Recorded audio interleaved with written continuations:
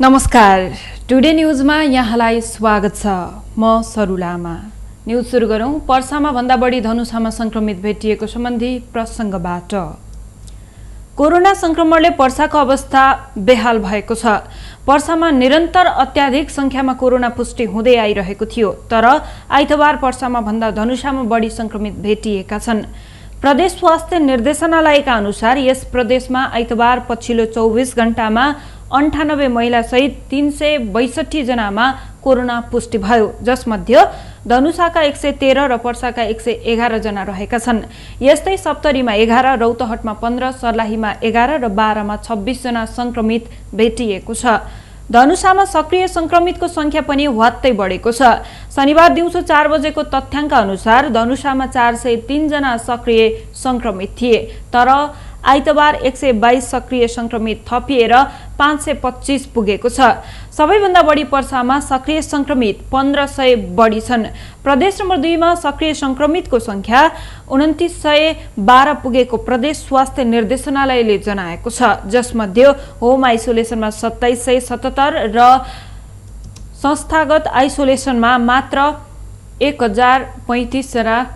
135 जना बसिरहेका छन्। पछिल्लो 24 घण्टामा कोरोनाबाट पर्साका 2 जनाको मृत्यु भइसकेको छ। वीरगञ्ज महानगरपालिका 9 रानीघाटकी 74 वर्षीय महिला र छिपहरमाई गाउँपालिका 3 जमैयाका 35 वर्षीय पुरुषको कोरोनाबाट मृत्यु भएको हो। उनी दुवैजनाको मृत्यु उपचारकै क्रममा भएको नारायणी अस्पतालले जनाएको छ। यो सँगै यस प्रदेशमा मृत्यु हुनेहरूको संख्या 235 पुगेको छ।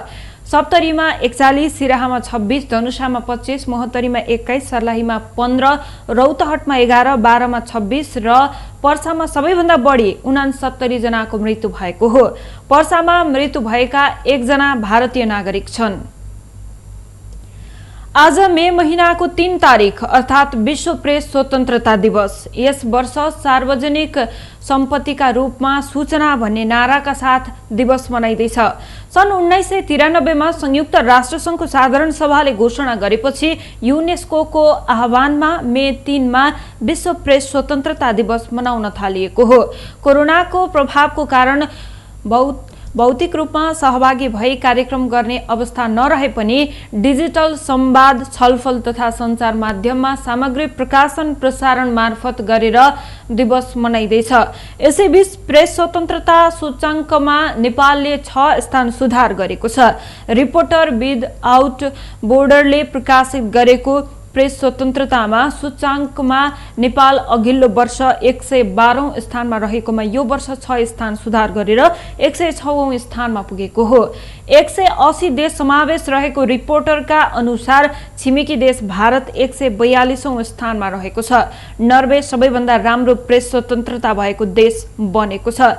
रिपोर्टर विदाउट बोर्डरले कोरोना महामारीको समयमा पत्रकारले गलत सूचनाको विरुद्धमा खोप जत्तिकै प्रभावकारी रूपमा काम गरिरहेको जनाइएको छ।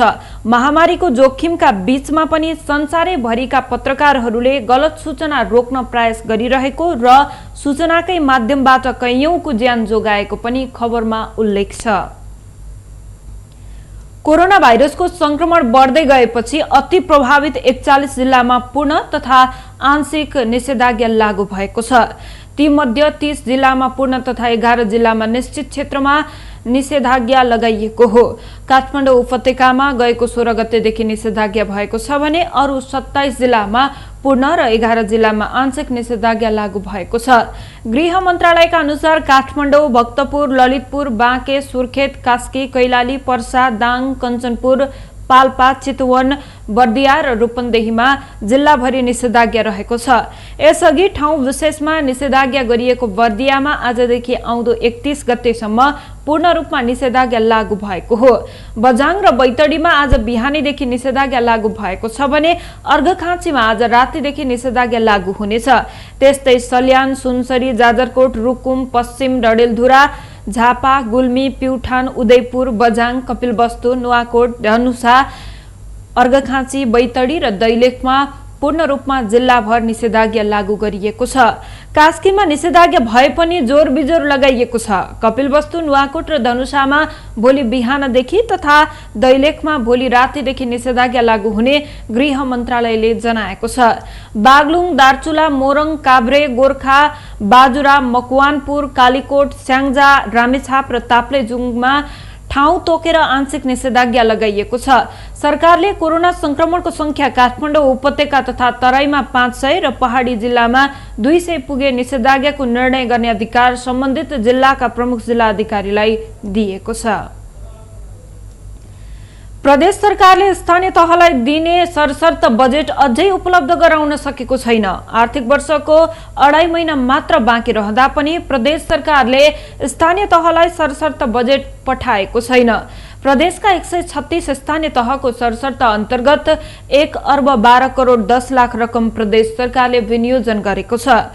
सामान्यकरण अनुदान समपूरक विशेष बजेट पठाए पनि प्रदेशले स्थानीय तहलाई सरसर्त बजेट पठाउन सकेको छैन। विगतमा प्रदेश सरकारले सरसर्त बजेट सीधा पालिकाहरूलाई पठाउँदै आइरहेको थियो, तर चालु आर्थिक वर्षमा प्रदेश सांसदहरूले स्थानीय तहहरूलाई दिने सरसर्त बजेट आफूहरूसँग सहकार्य गरी मात्र दिनुपर्ने अडान लिएपछि बजेट स्थानीय तहले पाउन सकेको छैन।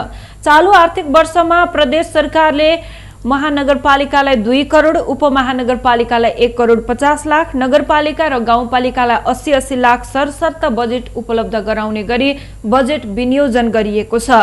आर्थिक वर्षको अब केही महिना मात्रै बाँकी रहेको अवस्थामा पनि प्रदेश सरकारले सरसर्तका बजेट उपलब्ध नगराउँदा गाउँपालिकाहरू प्रदेश सरकार प्रति रुष्ट बनेका छन्। आर्थिक वर्ष सकिन लागे पनि प्रदेशले सरसर्त बजेट उपलब्ध नगराएर स्थानीय तहले पाउने बजेट फ्रिज गराउन लागेको महोत्तरी औरही नगरपालिकाका मेयर सुनिल यादवले बताउनु भएको छ।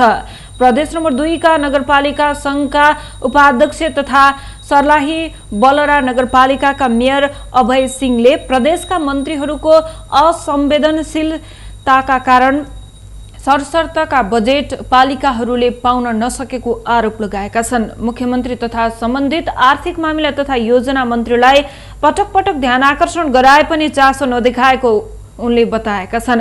प्रदेश सरकारले केही दिनमै पालिकाहरूलाई सरसर्त बजेट पठाउने तयारी भइरहेको जनाएको छ। राष्ट्रिय जनगणनाको कार्यक्रम तत्कालको लागि स्थगित भएको छ। आउँदो जेठ 25 गतेदेखि असार 8 गतेसम्म गर्ने तयारी भएको जनगणनाको कार्यक्रम कोरोना महामारीको कारण केही समयको लागि स्थगित गरिएको सञ्चार तथा सूचना प्रविधि मन्त्री तथा सरकारका प्रवक्ता पार्वत गुरुङले जानकारी दिनुभएको छ। हिजो बसेको मन्त्री परिषदको बैठकले जनगणनाको काम तत्कालका लागि स्थगित गर्ने निर्णय गरिएको हो। कोरोना महामारी कम भएपछि पुनः मिति तय हुने मन्त्री गुरुङले बताउनु भएको छ।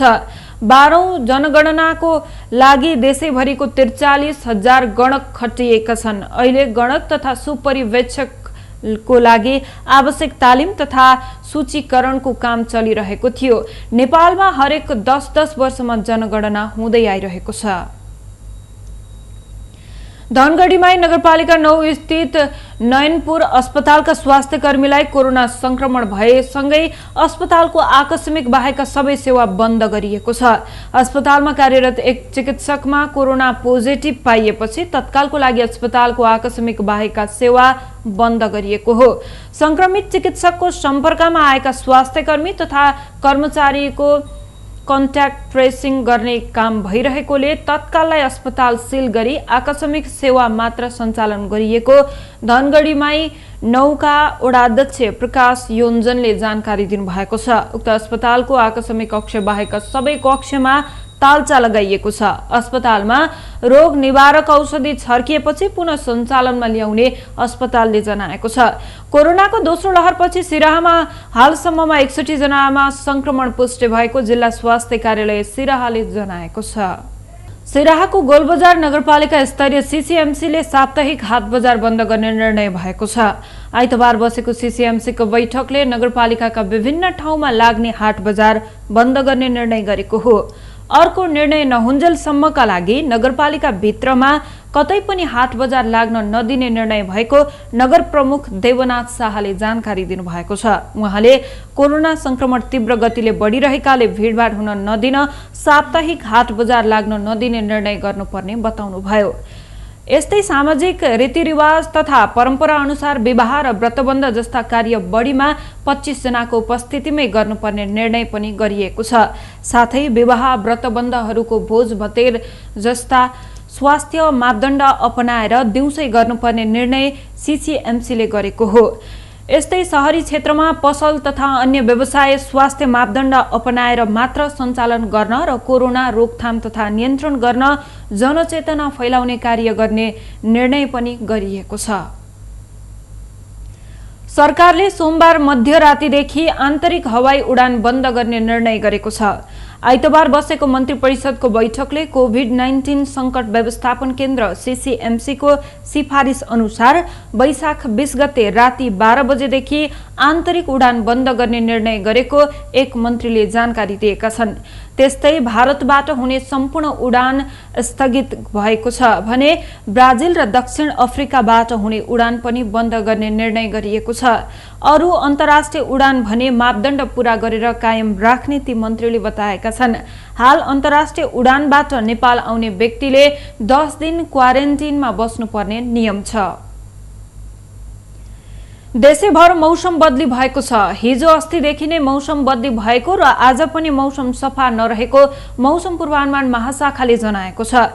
महाशाखाका अनुसार केही ठाउँमा मेघ गर्जन र चट्याङ सहित हल्कादेखि मध्यम वर्षाको सम्भावना छ। आज विशेष गरी प्रदेश नम्बर 1 सहितको पहाडी केही ठाउँ र प्रदेश नम्बर 2 तथा 5 का थोरै ठाउँमा पूर्ण बदली र बाँकी ठाउँमा आंशिक बदली रहेको महाशाखाका मौसमविद शान्ति कडेलले जानकारी दिनुभएको छ। काठमाडौँ उपत्यकामा पनि मौसम बदलीकै अवस्थामा रहेकाले बेलुका पख पानी पर्ने सम्भावना रहेको उहाँले जानकारी दिनुभएको छ। अहिले पश्चिमी न्यूनचापीय प्रणाली सहितको दक्षिण क्षेत्र नजिक विकसित भएको न्यूनचापीय क्षेत्र र बंगालको खाडीको जलवायु युक्त हावाको प्रभाव रहेको छ। भारतमा पछिल्लो 24 घण्टामा 3.5 लाख भन्दा बढी कोरोना संक्रमित भेटिएका छन्। यो आँकडा करिब 50 देशमा एक दिनमा भेटिएको सके भन्दा पनि बढीको हो। दोस्रो लहरमा तीव्र रूपमा भइरहेको संक्रमणको चेन तोड्नको लागि कोभिड टास्क फोर्सका सदस्यले देशव्यापी रूपमा लकडाउनको माग गरेका छन्। यी सदस्यमा नेम्स र एम्स त्यसैगरी Indian council of medical research IECMR समावेश रहेका छन्। यसमा केन्द्र सरकारले सोमबार निर्णय लिन सक्ने भारतीय सञ्चार माध्यमहरूले जनाएका छन्। दुवै संस्थाका सदस्यले एक हप्तादेखि देशव्यापी लकडाउनको माग गरिरहेको बताइएको छ। IECMR ले कोरोनाको दोस्रो लहरको चरम अवस्था अझ आउन बाँकी रहेको तर्क दिएको छ। संस्थाका अनुसार यो स्थितिमा संक्रमणको चेन तोड्नका लागि 2 हप्ताको पूर्ण लकडाउन आवश्यकता रहेको छ। हाल दिल्ली, राजस्थान, हरियाणा, ओडिसामा पूर्ण लकडाउन रहेको छ। महाराष्ट्र र पञ्जाबमा मिनी लकडाउन लागू गरिएको छ। यूपीमा विकेन्ड लकडाउन रहेको छ। मध्य प्रदेशमा पनि 7 मेसम्म जनता कर्फ्यू लगाइएको छ।